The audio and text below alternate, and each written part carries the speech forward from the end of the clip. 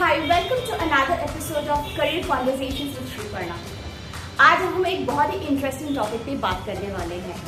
अक्सर ये सवाल मुझे पूछा जाता है कि स्टार्टअप में जॉब मिली है, is that right to take up? So we're going to talk about exactly that, what all to consider when you are taking up a job in startup.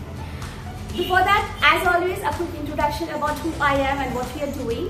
I'm the co-founder of Pass and Possibilities. It's a career guidance platform for students, working professionals, and women who want to rejoin workforce. So let's get back to our video today. हम बात करेंगे कि if you should take up a job in startup. तो पहले हम pros and cons की बात करते हैं. प्रोज तो ये है कि आप जब भी कोई स्टार्टअप ज्वाइन करते हो आपको बहुत कुछ सीखने को मिलता है, क्योंकि उनकी जॉब डेफिनेशंस जो होते हैं बहुत ही क्लियर जनरली नहीं होती, और अगर होते भी हैं तो आपको अपॉर्चुनिटी होती है कि मान लीजिए अगर आप सेल्स में हो, आपको अकाउंट मैनेजमेंट का भी थोड़ा बहुत अगर आप करना चाहते हो, आपको वो अपॉर्चुनिटी बहुत ईजिली मिल जाएगी वर्सेस अ सेट ऑर्गेनाइजेशन. तो you get to learn a lot. ये तो पहली बात हो गई. दूसरी बात ऐसा होता है कि अगर वो कंपनी वेल फंडेड है और they really like you and they really want to take you in the organisation, they will be very happy to have you on board by offering you a good salary, even ESOPs, a lot of good benefits, plus a good designation. जो again एक set company में ये सारी चीजें मिलना थोड़ा मुश्किल हो जाता है. You have to negotiate a lot, right.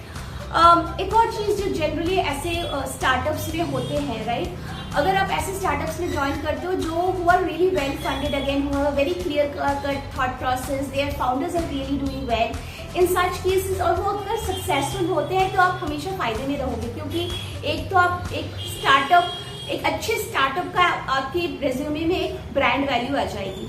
दूसरा ऐसा होता है कि again since you are offered ESOPs at the national stage, so you get to really earn, make a lot of good money with that. And again, like I said, designation बहुत easily भी मिल जाते हैं जो आपको normally एक set company में नहीं मिलता है. अभी हम बात करते हैं कॉन्स की. सो जनरली ऐसा होता है कि जब आप कोई स्टार्टअप में काम करते हो तो वहाँ के टाइमलाइंस थोड़े से they are not very organised, थोड़ा हसल कल्चर होता है. कभी आप किसी प्रोजेक्ट में काम कर रहे होते हो, फिर आपको किसी और में खींच लिया जाता है, तो काफी लोगों के लिए ये एडजस्ट करना थोड़ा मुश्किल होता है. तो प्रोसेसेस बहुत अच्छे वेल डिफाइंड नहीं होते हैं, तो अगेन कुछ लोगों को ऐसी चीजों में थोड़ा सेट होने में मुश्किल हो जाता है. Again if you are joining a startup which is not financially very strong or which is maybe dependent on one particular customer, one particular project, तो ऐसे सिचुएशन में क्या होता है कि अगर बाई चांस वो कस्टमर चला जाता है, वो क्लाइंट चला जाता है, वो प्रोजेक्ट चला जाता है, तो ऐसी सिचुएशन में आपकी जॉब खतरे में पड़ सकती है. So you should definitely do a good evaluation, at least the stability of the company, the founders, what exactly is their career, their vision, what exactly they want to do, who are their current competitors, will they be able to survive the competition, एक sustainable business है यानी, ये सारा चीज आपको evaluate करके ही you should consider joining a startup. अब एक और चीज मैं हमेशा बोलना चाहूंगी कि ये जब भी आप कोई डिसीजन लो, ये काफी टाइम ये डिपेंड करता है कि आप कौन से फेज में हो अपने करियर में. स्पेशली अगर आप एक फ्रेशर हो, मेरे ख्याल से अगर आप फ्रेशर हो और आपके ऊपर फाइनेंशियल बहुत ज्यादा डिपेंडेंसी नहीं है, right, in such a case I would say just go ahead and join a startup, क्योंकि आप जो सीखते हो दैट्स इरिप्लेसेबल. जो आप सीख के जो आप नेक्स्ट किसी कंपनी में ज्वाइन करोगे, जो आप चीजें आप अपने रेज्यूमे में डाल पाओगे, वो मुश्किल होगा अगर आप एक सेट कंपनी में ज्वाइन करते हो.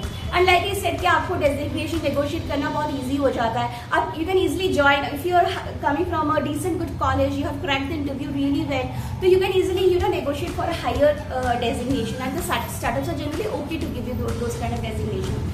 तो ये फ्रेशर्स के लिए it's a great opportunity to join a startup. At the same time, if the startup really does well, startup like Swiggy, Zomato, Razorpay, we have so many examples.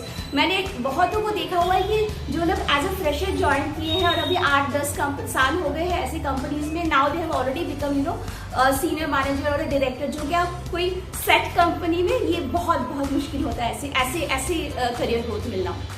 अगर आप experienced हो, mid career में हो अपने, then you should be really careful. You have lot of financial dependency, काफी commitments हैं आपके, education है बच्चे का, health care है parents का.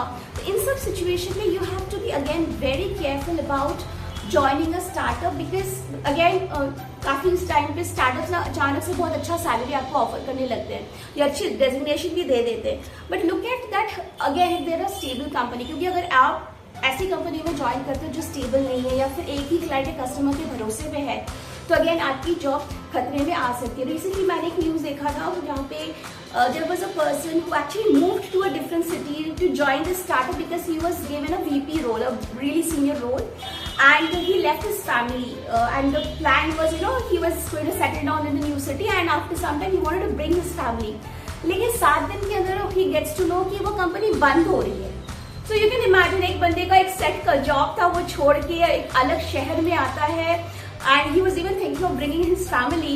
I would say कि अच्छा हुआ कि he got to know about it earlier. Just imagine if he had moved his family, तो कितनी बड़ी दिक्कत हो सकती थी। So again, do your due diligence whenever you are looking at joining a startup. सारी ifs and buts, सारी चीजें आप evaluate कर लो। Stability is the most important thing that you should look at before you join a startup. I hope this was helpful.